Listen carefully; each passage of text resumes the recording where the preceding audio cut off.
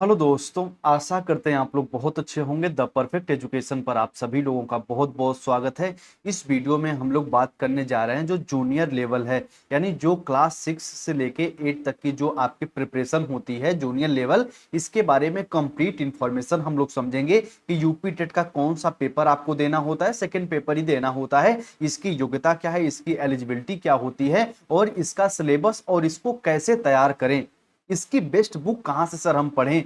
इस सारी पॉइंटों पे हम लोग चर्चा करेंगे। कहोगे सर अचानक जूनियर लेवल कहां से आ गया, तो जैसे ही आपको पता है कि जो सुप्रीम कोर्ट है बीएड को पीआरटी के लिए एलिजिबल नहीं मानता है, तो आप किसके लिए जा सकते हो, तो आप जूनियर लेवल के लिए जा सकते हो, उसके साथ आप टीजीटी के लिए जा सकते हो, आगे आप नेट जेआरएफ के लिए जा सकते हो। तो एक तरीके से जब बेसिक बेसिक चीजें आपको पता रहेंगी तो ही आप तैयारी को अच्छे से कंटिन्यू कर पाओगे। तो आज हम लोग इस अपने पूरी वीडियो में जूनियर लेवल से संबंधित संपूर्ण बातों को समझेंगे। तो एक एक पॉइंट को अच्छे से समझिएगा। और जो बच्चे निराशा से भर गए हैं कि सर बीएड अब पीआरटी से बाहर हो गया है तो हम अब टीचर बन ही नहीं सकते, ऐसी कोई बात नहीं है। आप देखोगे जब सुपर टेट की वैकेंसी आएंगी तो उसमें जूनियर की पोस्ट देखने को मिलेंगी, जूनियर लेवल की पोस्ट अब की बार देखने को मिलेंगी। क्योंकि पहले क्या होता था कि आपके प्रमोशन से भर दिया जाता था जूनियर की पोस्ट, लेकिन अब ऐसा नहीं होगा, ऐसी संभावनाएं बताई जा रही हैं। अब यदि सबसे पहले हम लोग एलिजिबिलिटी की बात करें, दोस्त योग्यता की बात करें, बिल्कुल आपको सही दिशा दिखाने का प्रयास कर रहे हैं तो अच्छे से पूरी पॉइंट को आप लोग समझिएगा।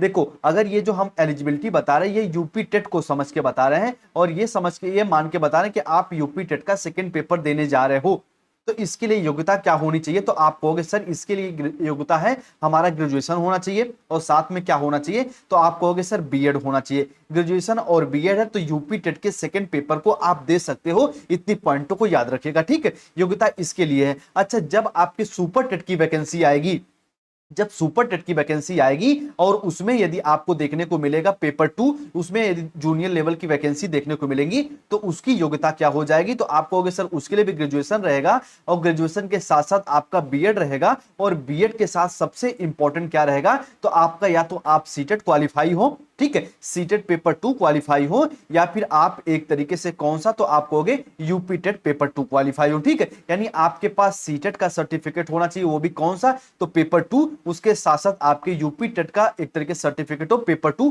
तो आप जो जूनियर की वैकेंसी आएगी सुपर टेट के लिए तो आप उसमें एलिजिबल हो जाएंगे, और अब की बार सुपर टेट में जूनियर की बिल्कुल भर्ती देखने को मिलेगी, वैकेंसी देखने को मिलेगी, पोस्ट देखने को मिलेगी, तो आपको परेशान नहीं होना, ठीक है। चलिए, तो उम्मीद करते हैं योग्यता से संबंधित आपके डाउट दूर हो गए होंगे।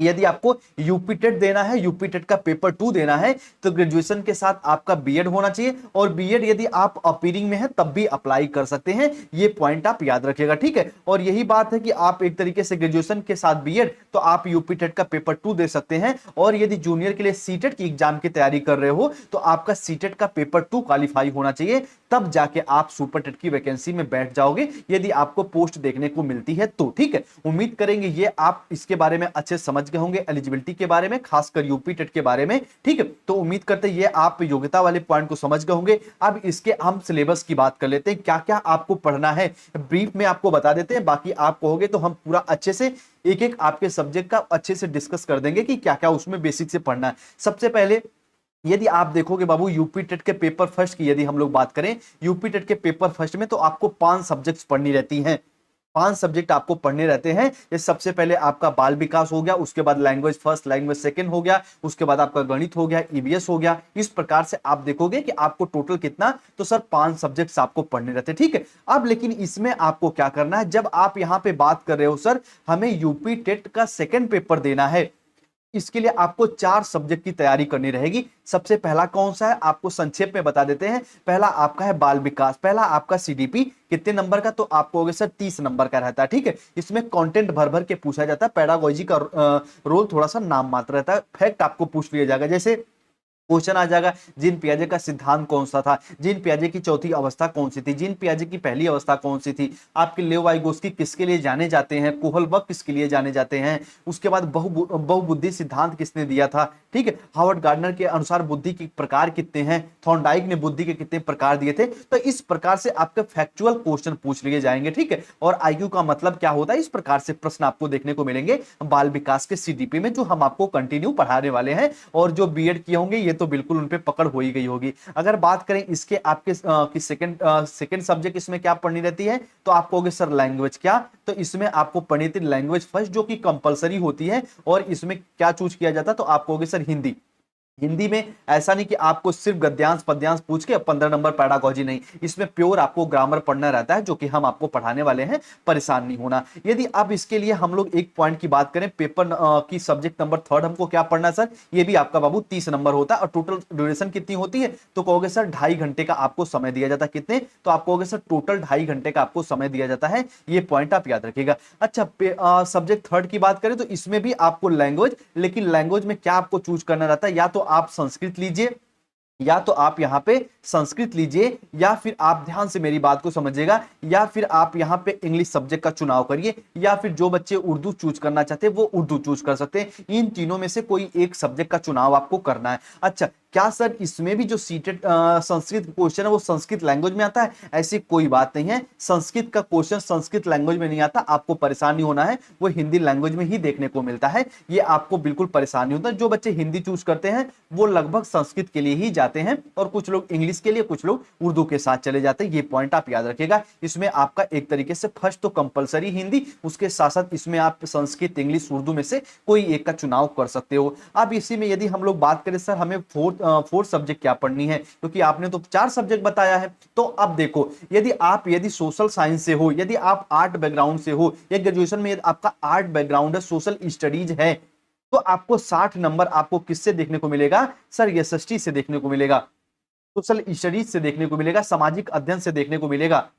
ठीक है, लेकिन यदि आप मान लीजिए बीएससी किए हो, यदि मान लीजिए आप क्या किए हो, आप एक तरीके से सबसे पहले बीएससी करके आपने बीएड किया है, तो आपको एक तरीके से कहने का मतलब है 30 नंबर मैथ के और 30 नंबर आपको साइंस से देखने को मिलते हैं। उसमें भी आपका बायोलॉजी का, और उसमें भी आपका बायोलॉजी का और आपके फिजिक्स का पोर्शन ज्यादा देखने को मिलता है। केमिस्ट्री आपको नाम मात्र देखने को मिलती, कभी कभी अम्ल क्षार वगैरह पूछ लेता है, वरना ये कि एक तरीके से कार्बनिक आयन वगैरह पूछ लेता है, नहीं तो नाम मात्र केमिस्ट्री का पोर्शन देखने को मिलता है। सिर्फ आपको बायोलॉजिकल पोर्शन और उसके साथ साथ फिजिक्स का पोर्शन ज्यादा देखने को मिलता है। ठीक है, तो इस प्रकार से आप देख लो एसएसटी का क्वेश्चन। उसके साथ साथ यदि आप बायो से हो, यदि आप मैथ से हो, बीएससी से हो, तो भैया आपको यहाँ पे 60 क्वेश्चन किससे देखने को मिलते हैं, तो आप कहोगे सर मैथ एंड आपको साइंस से देखने को मिलते हैं। ये पॉइंट आप याद रखिएगा। 30-30 क्वेश्चन रहते हैं इसमें भी। आपको देखोगे तो 10-10 नंबर के क्या होते हैं, पैडागोजी होते हैं, यानी 40 नंबर का कंटेंट होता है, 20 नंबर पैडागोजी देखने को मिलती है। ठीक है, तो उम्मीद करते हैं ये सिलेबस को आप अच्छे से समझ गए होंगे कि क्या क्या आपको पढ़ना है। अब हम लोग बेस्ट बुक की बात कर लेते हैं। देखो, इसको और हम डेप्थ में बता सकते थे, लेकिन लोग उम्मीद करते हैं कि 5 मिनट में ही सारी चीजों को मिल जाए, तो अब उस उम्मीद पे खरा उतरना भी एक अध्यापक का दायित्व तो होता है। बाकी जो बच्चे इंटरेस्टेड हैं, आप कहोगे तो बाकी हम डिटेल में सिलेबस आपको बता देंगे कि एसएसटी में क्या पढ़ना है, कि मैथ और आपको साइंस में क्या पढ़ना है, सीडीपी में क्या पढ़ना है, लैंग्वेज कैसे पढ़ना है, सारी पॉइंटों को हम डिटेल में आपको बता देंगे। पहले इस वीडियो को अच्छे से समझ लीजिएगा। अब बुक की बात करें तो ऊपर के जो आपके सब्जेक्ट्स देखने को मिले थे, यानी जो आपका सीडीपी है, जो उसके साथ साथ आपका लैंग्वेज है, जो आपका लैंग्वेज है हिंदी संस्कृत, हिंदी इंग्लिश है, हिंदी आपका उर्दू है, तो ये आप एक तरीके से जो हम आपको एक तरीके से नोट्स वगैरह प्रोवाइड करेंगे, क्लास वगैरह प्रोवाइड करेंगे, उससे आपको बेहतर तैयारी हो जाएगी। सीडीपी का चिंता आपको नहीं करना है, हिंदी की चिंता आपको नहीं करना है। बाकी सब्जेक्ट्स के लिए आप कहीं प्रैक्टिस सेट को देख सकते हो, कोई प्रीवियस ईयर को लगा सकते हो, वो हम आपको प्रोवाइड कर देंगे, परेशान आपको नहीं होना। ठीक है,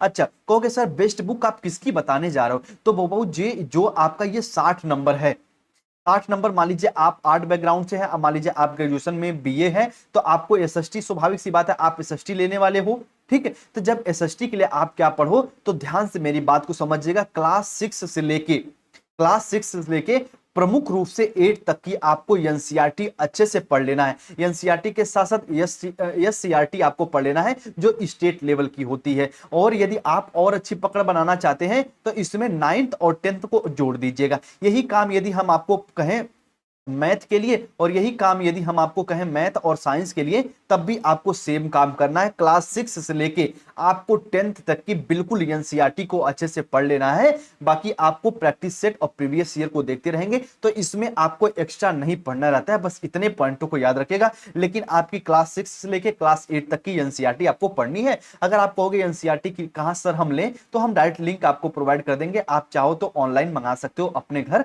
चाहे अमेजन से, जैसे भी फ्लिपकार्ट फ्लिपकार्ट वगैरह से आप मंगा लोगे, सारी एनसीईआरटी आपके घर आ जाएगी। ठीक है, तो क्लास 6 से लेके 8 तक की एनसीईआरटी आप कहीं से अरेंज करके पढ़ लीजिए, ऑनलाइन मंगा लीजिए, लेकिन एनसीईआरटी को अच्छे से पढ़ लीजिएगा, खासकर ये 60 नंबर के पोर्शन को तैयार करने के लिए। ठीक है, तो उम्मीद करते हैं दोस्त ये पूरी बात को आप लोग समझे होंगे। अपना भरपूर प्रयास करते हैं ताकि आपको एक बेहतर वे प्रोवाइड कर सकें, एक अच्छी गाइडेंस आपको प्रोवाइड करें बिना रास्ते को भटकाए हुए। ठीक है, तो उम्मीद करेंगे ये सारी पॉइंटों को समझेंगे। आपको सीडीपी में बाल विकास में कोई चिंता नहीं करनी है। अगर आप अभी से सिर्फ रिवीजन भी कर लोगे तब भी इसमें अच्छे नंबर आ जाएंगे, क्योंकि इतना बीएड में हम लोग पढ़ लिए हैं साथ में। बाकी हम आपको पढ़ाएंगे ही, और इसका थोड़ा सा पोर्शन ज्यादा रहता है, इसमें ज्यादा स्कूलवाद वगैरह ज्यादा आपको पढ़ना रहता है। ठीक है, लैंग्वेज का हिंदी वाला पोर्शन अगर आप कहोगे तो बिल्कुल कवर कराएंगे, और उसके साथ साथ एसएसटी और आपको साइंस और मैथ पे आपको पकड़ बनानी है अपने अपने सब्जेक्ट्स के अकॉर्डिंग। और आपको बेस्ट बुक बता दिया कि एनसीईआरटी आप पहले पढ़ना शुरू करिए, और जैसे एनसीईआरटी पढ़ लोगे आपको खुद ही पता चल जाएगा, प्रीवियस ईयर लगाते जाओगे कि कितना हम टच कर पा रहे हैं, कहां और हमको पढ़ना है। बाकी जो हमसे हो सकेगा हम अवश्य आपको प्रोवाइड करेंगे। ये द परफेक्ट स्टडी का ही चैनल है, the perfect education. Okay sir, उसी पे क्यों नहीं बताते, उस पे इतनी क्लास हो जाती बाबू बीएड से संबंधित, तो उस पे थोड़ा सा ना सब एक तरीके से घाव माऊ हो जाता है, तो हम लोग नहीं समझ पाते, इसलिए इस पे हम लोग प्रॉपर तरीके से ये आपका एक क्लास को कंटिन्यू करेंगे। ठीक है, तो इस चैनल पर नए हो तो द परफेक्ट स्टडी की तरह इससे भी अच्छे से जुड़ जाइए। टेलीग्राम चैनल इसका भी है, द परफेक्ट एजुकेशन करके, इससे जुड़ जाइए। कोई डाउट, कोई कंफ्यूजन, किसी प्रकार का आपको संशय हो, कुछ प्रकार के आपके कंफ्यूजन हो, तो आप हमें इंस्टा आईडी पे जुड़ के कुछ भी हमसे पूछ सकते हो, कुछ भी हमसे एक तरीके से एक प्रकार से यहाँ पे अच्छे से पूछ सकते हो। ठीक है, तो उम्मीद करते हैं पूरी इंफॉर्मेशन को आप अच्छे से समझे होंगे। मिलते हैं हम लोग अपने अगली क्लास में। आप सभी भाई बहन अपना ख्याल रखिए तीनों पॉइंटों को, और ये बिल्कुल हम ये पॉइंट को बोले हैं कि बीएड वाले अभी भी टीचर बन सकते हैं, बट उनको अच्छे से पढ़ाई पे ध्यान देना आपने। ठीक है, अपने जूनियर लेवल की तैयारी करना है, और जैसे जूनियर लेवल की अपने सब्जेक्ट की तैयारी करोगे, कहीं ना कहीं वो टीजीटी की भी तैयारी हो रही होगी। ठीक है, चलिए अपना ख्याल रखिए, मिलते हैं हम लोग नेक्स्ट क्लास के साथ। आप सभी भाई बहन को जय हिंद, जय भारत।